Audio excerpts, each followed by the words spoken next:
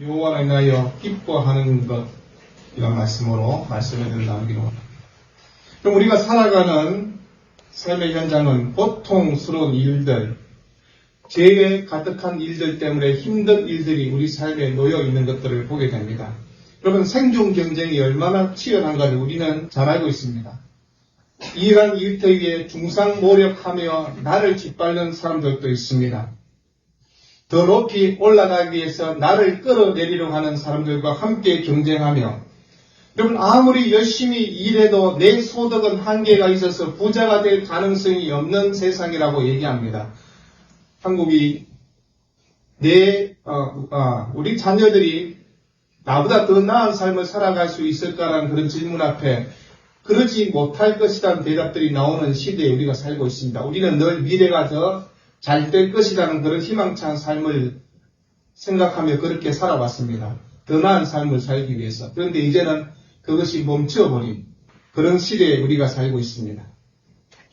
여러분, 일을 하면서도 괴로워하는 사람들 있지 않습니까? 일을 하면서도 기쁨이 없이 일하는 사람도 있습니다. 마지못해 일하고 있는 사람들. 그러나 우리는 예수 안에서 복음으로 하나님의 말씀을 깨달으면서 일에 대한 기쁨도 다시 회복하고, 세상이 말하는 여러 가지 미래에 대한 전망을 보는 것이 아니라 하나님이 우리에게 베푸신 미래 전망들을 생각하며 기뻐해야 될 것입니다. 여러분, 하나님께서 우리에게 두려워하는 마음이 아니라고, 하나님 앞에서 기뻐하며 즐거워하며 살아가는 것이 믿음의 길이라 그렇게 말씀합니다. 여러분, 세상이 말하는 성공의 기준을 늘 생각하고 있으면 늘 우리 마음이 우울해집니다. 그러나 하나님이 우리에게 허락한 말씀의 은혜를 누리면요, 성공의 기준 안에서 우리가 자유로워질 수 있는 것들을 보지 않습니까?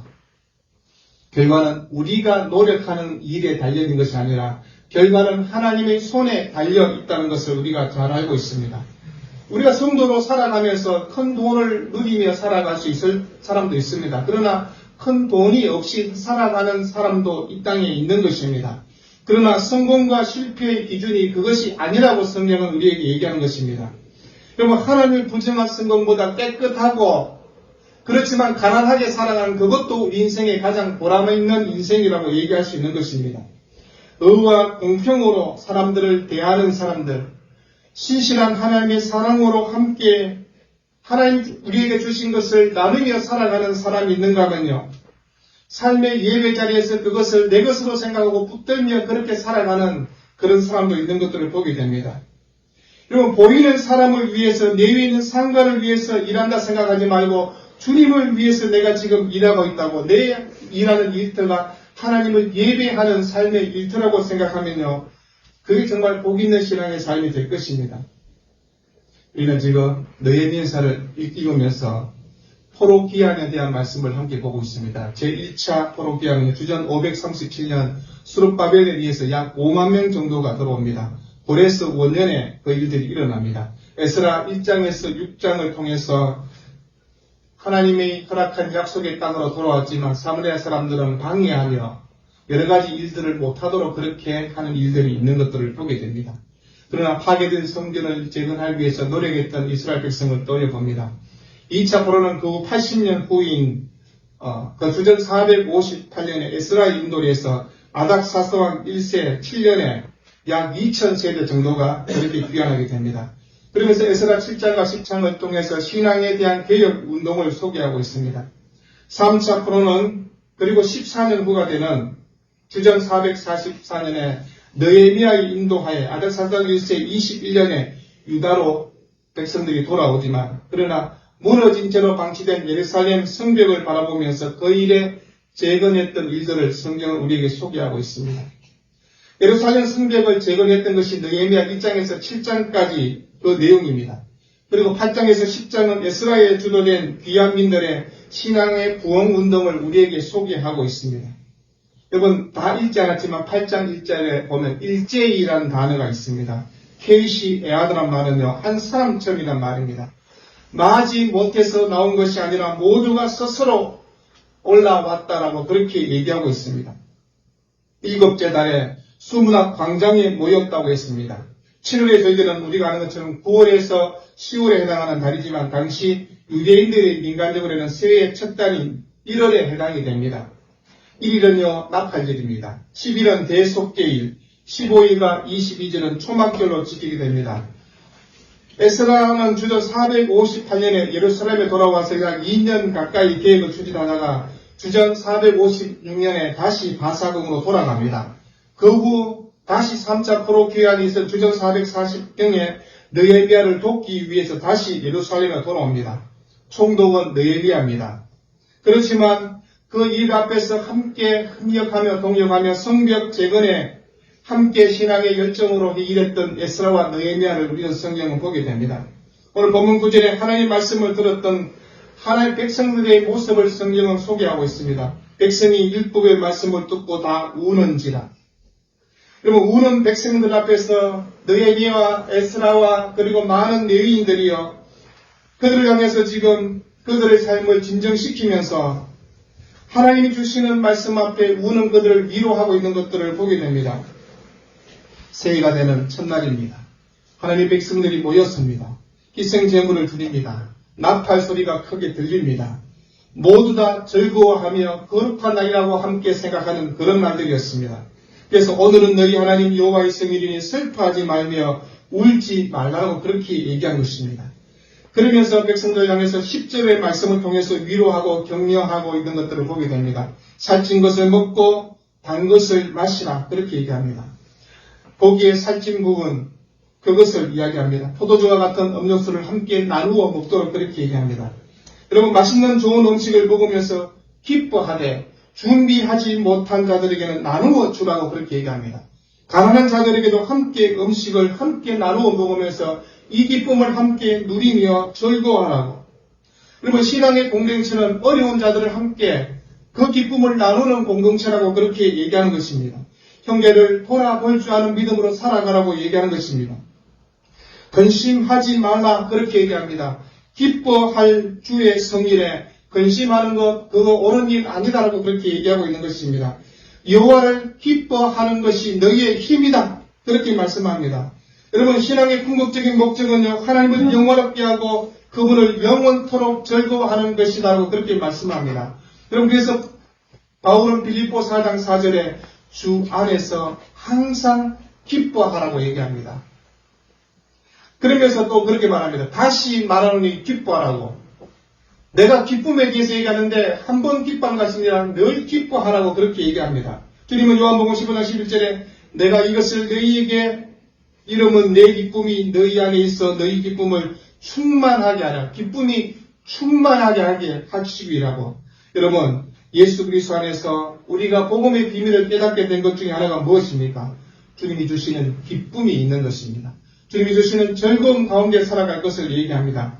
그래서 히브리서 기자도요, 즐거움을 얘기합니다. 하나님 곧 주의 하나님이 즐거움의 기쁨을 주께 부어 주의 동료들보다 뛰어나게 하셨다. 여러분, 하나님께서 기름 부어 주신 것이 무엇인가를 얘기합니다. 즐거움의 기름을 부어 주셨다고. 즐거움의 기름을 통해서 친구들보다 훨씬 더 기뻐하며 살아갈 수 있다고 그렇게 얘기합니다. 베드로는요, 예수를 너희가 보지 못하였으나 사랑하는도다 이제는 보지 못하나 말할 수 없는 영광스러운 즐거움으로 기뻐하니라고 그렇게 말씀합니다. 예수 그리스도를 믿는 삶의 특징은 기뻐하는 것입니다. 즐거움 가운데 살아갈 것을 얘기하는 것입니다. 여러분, 예수를 믿고 있는데 얼굴이 꽤 무겁다. 예수를 믿고 있는데 얼굴이 늘 침울하다, 침통하다. 그렇다면 그 사람의 신앙을 한번 점검해 보라는 것입니다. 여러분, 기독교는 우울한 종교가 아닙니다. 오늘 아침에 집사람께서 이렇게 얘기하더라고요. 자기가 아는 여러 사람들 중에 함께 신앙생활 하는 사람을 보면서 저희 동네에 있는 분들을 얘기하면서 만날 때마다 그분들은 왜 얼굴이 그렇게 무겁고 침통이 하는지 모르겠다고 그런 얘기를 했습니다. 여러분, 우리가 살아가는 삶의 자리에서 예수 믿는 사람들, 그분들의 삶의 자리에서 기쁨을 뺏어가는 일들도 있을 것입니다. 그럼에도 불구하고 예수 믿는 사람이 우리의 모습 가운데 기쁨과 즐거움을 줄 수 있는 자로 살아가야 된다. 그렇게 얘기합니다. 근데 대부분은 우리 감정 때문에 우울하다고 그렇게 생각하기도 합니다. 내 감정에 억눌려서 기쁨을 상실하였다고. 근심과 걱정과 우울함이 있다고 그렇게 얘기하는 사람도 있지 않습니까? 그러나 우리의 신앙은 그렇지 않습니다. 기뻐하라고. 불안하고 근심 걱정 있는 것을 뛰어넘어서 즐거워하며 살아갈 것을 얘기하는 것입니다. 여러분, 예수 안에 있는 우리는 기쁨으로 충만한 삶을 살아갈 것을 얘기하는 것입니다. 그래서 신약의 교회는 부활의 공동체라고 그렇게 얘기하는 것입니다. 왜요? 신앙의 중심 안에 부활이 있기 때문에 그렇습니다. 교회와 성도는요, 그리스도의 부활을 기념하고 기뻐하는 교회 공동체라고. 그래서 사도행전의 교회를 보면 기쁨의 공동체라고 그렇게 소개하고 있지 않습니까? 여러분, 성도에게 가장 기쁜 날이 어느 날일까요? 주일이지 않습니까? 주일날에 가장 기뻐할 수 있다고 얘기하는 것입니다. 주일은 부활을 기뻐하는 축제의 날이라고 얘기합니다. 여러분, 성도로 살아가는 삶의 자리에서 내 영이 메마르고요, 지치고 상한 심령과 육체가 되는 것, 그럴 수 있지만 주일날에 이 부활의 공동체의 예배의 자리에 왔을 때 그것을 회복하라고 그렇게 말씀하고 있는 것입니다. 찬양 가운데, 기도 가운데, 말씀 가운데 이 예배의 자리에서 하나님의 기쁨의 잔치에 함께 즐거워하고 기뻐하라고 그렇게 말씀하는 것입니다. 주일에 와서 이 예배를 드리면서 기쁨을 회복하지 못하면 여러분 일주일 삶의 자리에서 무엇을 통해서 기쁨을 회복할 수 있습니까? 개콘이 다시 부활된다고 합니다. 개콘 보면서, 개그 콘서트 보면서 기뻐하시겠습니까? 여러분, 예수 안에서 기쁨을 누리며 그렇게 살아가는 것이 능력 있는 성도의 삶이라고 얘기하는 것입니다. 여러분, 성도는요, 주일마다 그리스도와 함께 부활을 함께 기뻐하며 나누는 것입니다.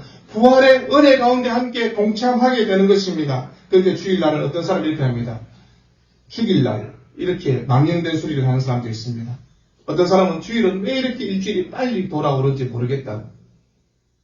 일주일에 한 번씩 예배하지 말고 그냥 한 달에 한 번씩 예배 드리면 안 됩니까? 라고 그렇게 얘기하는 사람도 있습니다.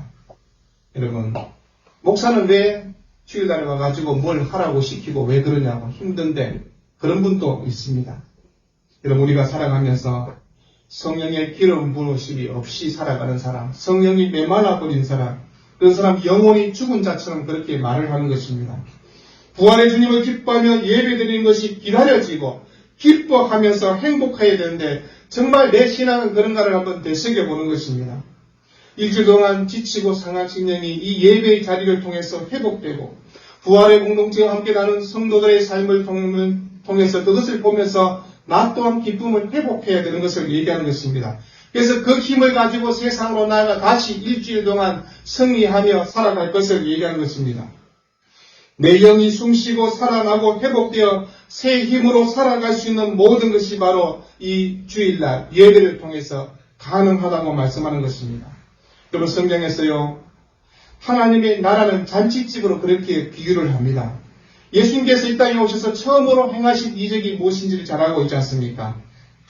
가나의 혼인잔치에서 포도주를 만드신 사건입니다. 여러분, 잔치지에 포도주가 떨어졌다는 것은요, 기쁨이 사라져가고 있다는 것입니다. 성경에서 포도주는 일반적 기쁨을 상징하지만 포도주가 떨어졌다는 것은 잔치가 끝나가고 있다는 것입니다. 주님은 사라질 뻔만한 그 기쁨을 회복시켜 주시면서 우리 인생 가운데 너희의 인생도 이렇게 잔치집과 같은 인생으로 살아가야 된다고 그렇게 말씀하는 것입니다. 주님은 유대인의 결례에 따라서 손을 씻는 돌 항아리에 있는 그 물로 포도주를 만드셨습니다. 이 돌 항아리 당시 유대 종교를 상징하는 것입니다. 낡은 종교, 더 이상 아무것도 기쁨을 줄 수 없는 낡은 종교를 상징적으로 보여주는 것입니다. 기쁨이 상실되고 다 죽은 듯한 무기력한 그 유대 종교를 향해서 주님이 다시 기쁨을 회복시켜 주시겠다고 말씀했던 것입니다. 여러분, 종교 생활에는 기쁨이 없을 수 있습니다. 종교는 관습에 얽매여서 무겁고 억압함으로 그렇게 살아갈 수 있을 것입니다. 그러나 예수 믿는 성도의 삶은 마지막 날 신랑 되신 주님과 함께 혼인잔치에 함께 참여하며 함께 그 기쁨을 나누며 살아갈 것을 얘기하는 것입니다. 잔치집에 가봤잖아요.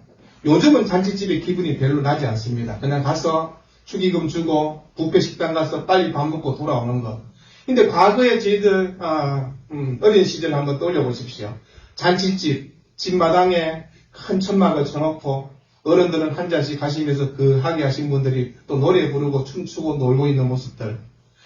그분들 막걸리 한 잔으로 그렇게 즐거워하는 모습을 보면서 잔치집의 분위기를 알았습니다.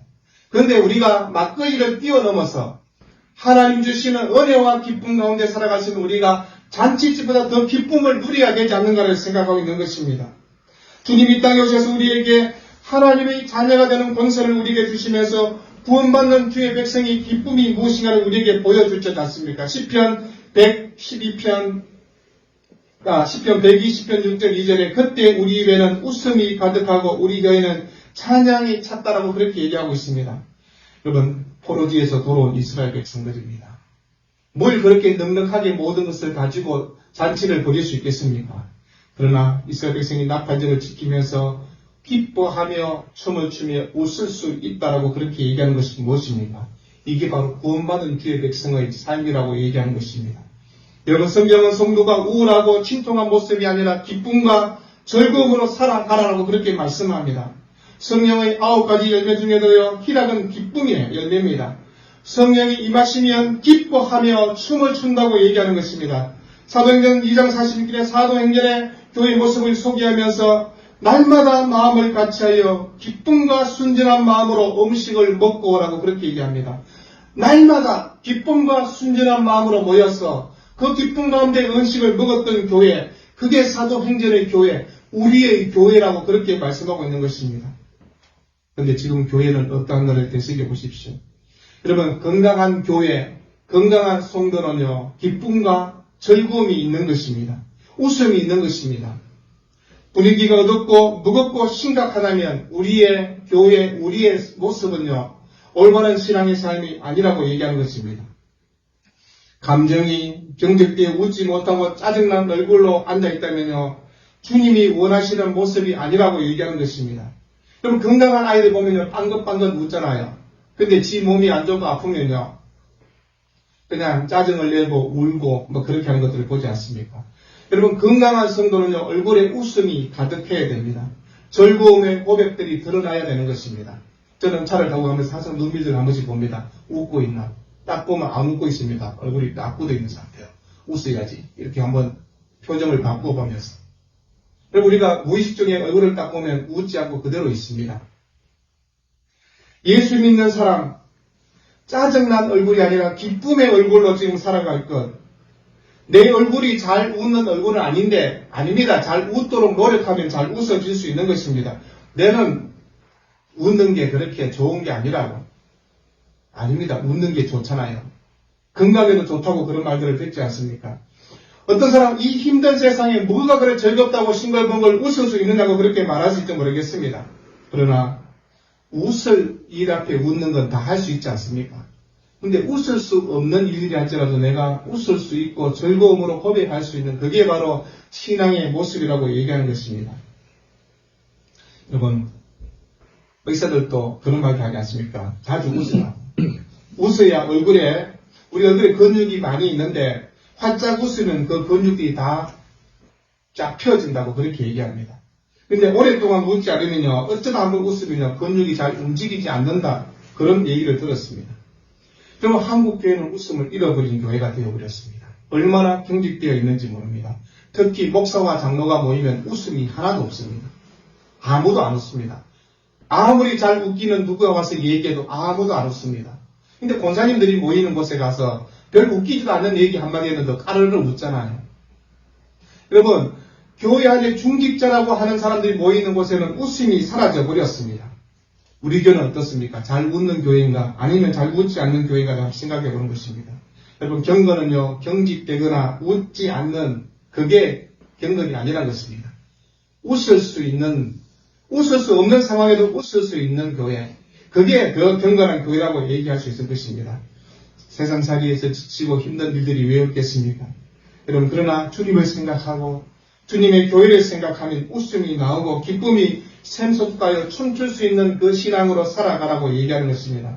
그리고 성도가 정말 기뻐해야 될 자리가 무엇입니까? 예배의 자리라는 것입니다.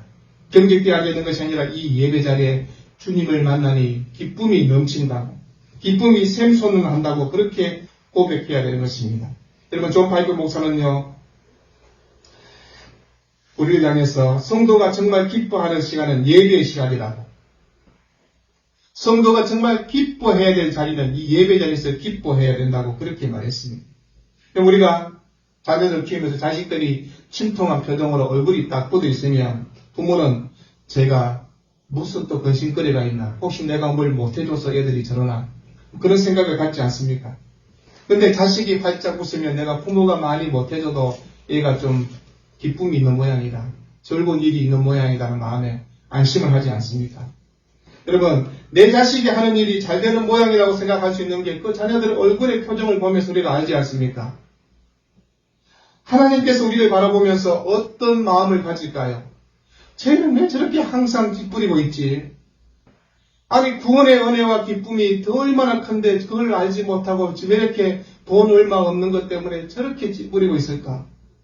조금 몸이 안 좋은 그것 때문에 저렇게 침통해 할까? 하나님을 향해서 기뻐하라고 그렇게 말씀하는 것입니다. 그러면 성도가 교회에서 기뻐하고 예배를 드리면서 즐거워하고 기쁨으로 고백하면요, 하나님이 기뻐하실 것입니다. 그런데 예배를 드리면서도 얼굴에는 온통 근심으로 가득 차 있고 기분이 안 좋은 표정으로 똘똘하게 앉아있으면 우리 주님이 너 얼굴 좀 풀어라, 그렇게 얘기하는 것입니다. 하나님이 우리를 향해서 얘기합니다. 내가 너희 아버지지 않느냐? 내가 너희 아버지인데 왜 그렇게 얼굴에 온갖 수심으로 근심으로 가득 차 있느냐고 그렇게 말씀하지 않습니다. 비록 예배 드리기 전에 침통한 표정, 침통한 얼굴로 왔다 할지라도 예배를 드리면서 얼굴이 피어져야 되는 것입니다. 주님 때문에 기뻐하고. 여러분 11절에 에스라와 느헤미야가 이 말씀할 때 멀리 뒤편에 있던 많은 사람들이 제대로 듣지 못하니까 에스라가 율법책을 낭독하고 해석했던 줄처럼 내이 사람들이 적극적으로 나서서 백성들 사이를 돌아다니면서 오늘은 거룩한 날이니 마땅히 조용히 하고 근심하지 말고 기뻐하라고 그렇게 격려했습니다. 우리가 살아가면서 무엇을 통해서 힘을 얻습니까? 오늘 본문은 여호와로 인하여 기뻐하는 것이 너희의 힘이다, 그렇게 말씀합니다. 예배를 마치고 돌아가는 발걸음 가운데 우리가 기쁨의 얼굴이 기쁨의 모습으로 회복되어야 되는 것입니다. 그런데 예배를 마치고 돌아가는 데는 여전히 똘똘한 표정으로 근심 가득한 얼굴로 가면 주님이 다시 예배 자리로 오라고 그렇게 얘기한 것입니다. 여러분, 구원받는 백성의 가장 큰 특징은 하나님 때문에 즐거워한다는 것입니다. 기뻐한다는 것입니다. 그러면 신앙생활 잘하는 사람의 표정에 보면요, 기쁨이 있고 말에는 감사가 있고요, 행동에는 은혜가 흘러내리지 않습니까? 어떤 분을 보면요, 참 저 사람 저렇게 경직될까, 나까지 그냥 딱 분위기가 침울해질 때가 있습니다. 근데 어떤 사람 보면 같이 즐겁고 그냥 한 번 더 만나고 싶고 그런 사람이 있지 않습니까? 우리는 억지로 기뻐할 수 없지 않느냐고 그렇게 얘기합니다. 여러분, 왜 억지로 기뻐할 수 없습니까? 내가 기뻐해야 될 이유가 있는데, 여러분, 기뻐해야 될 이유가 없으면 기쁨이 없을 것입니다. 근데 기뻐해야 될 이유들이 수만 가지가 있지 않습니까? 마태복음 5장에서 주님은요, 금식을 하면서도 슬픈 기색을 띠지 말라, 그렇게 말했습니다. 금식마저도 행복한 마음으로 한번 해보라고 얘기하는 것입니다. 그럼 금식하면서 배고픈 기색, 슬픈 기색 내보이면 안 된다고 얘기하는 것입니다. 여러분, 돈이 없다고 내 하는 일이 잘 되지 않는다고 해서 힘들어하고 얼굴이 침통해 있지 말고, 비록 내가 지금은 돈이 없고 힘들지만 주님이 내 삶을 회복시켜 주실 거라고 믿고 기뻐하면요, 회복이 될 거라고 주님이 그렇게 말씀하는 것입니다. 예수 믿는 사람 중에도 늘 짜는 소리, 우는 소리 하는 사람도 있지 않습니까? 목사 중에도요, 늘 우는 소리, 짜는 소리 하는 사람이 있습니다. 우리 교회가 어렵고 힘들고. 그래서 다른 목사님들이 우리 교회가 크고 뭐 잘 되는 줄 알고 있는 거예요. 뭐 제가 뭐 한 달에 사례비를 뭐 한 1,000만 원씩 받는 줄 아는 모양이에요. 가서 제가 그분들 앞에서 우는 소리, 짜는 소리 하는데 무슨 덕이 있겠습니까? 그분이 나를 뭐 때문에 도와주겠습니까? 도와줄 일도 없는데. 그냥 즐겁게 이야기하는 것입니다. 기쁘게. 하나님이 나와 함께하니, 아니 뭐 지금 이 삶에 나는 만족하고 있다고, 주님 베푸신 은혜에 감사하며 살고 있다고. 여러분, 마귀는요, 우리에게 늘 부정적 마음을, 어두운 마음을 계속해서 심어줍니다. 안 될 거야, 힘들 거야, 너 어렵지, 너 이렇게 노력하는데 안 되잖아, 이거 하나님이 너 안 도와줘서 그런 거야, 이런 마음을 계속해서 심어주지 않습니까? 여러분, 우울하고 부정적인 사람과 같이 있으면 나도 우울해지는 것처럼 하나님 앞에서 내가 우울한 거 자꾸 짓고 있으면 하나님이 야, 그거 좀 그런 마음 버리라고. 그건 신앙이 아니라 어려운 일이 있지만 기뻐하면서 주님 앞에 기도하는 사람과 온갖 투정을 다 부리는 사람 누가 더 좋을까요? 그럼 밝고 긍정적으로 볼 수 있는 것도요. 부정적 시야로 보는 사람들 있잖아요. 아무런 문제가 없는데도 아주 부정적인 말들을 하는 사람도 보지 않습니까? 여러분 부정적 시각으로 보면 부정적 일들이 수만 가지가 있지 않겠습니까? 나를 봐도 그렇고 우리 가정을 봐도 그렇고 교회를 봐도 그렇고 세상을 봐도 그렇고 부정적 말을 찾으면 수만 가지가 있습니다.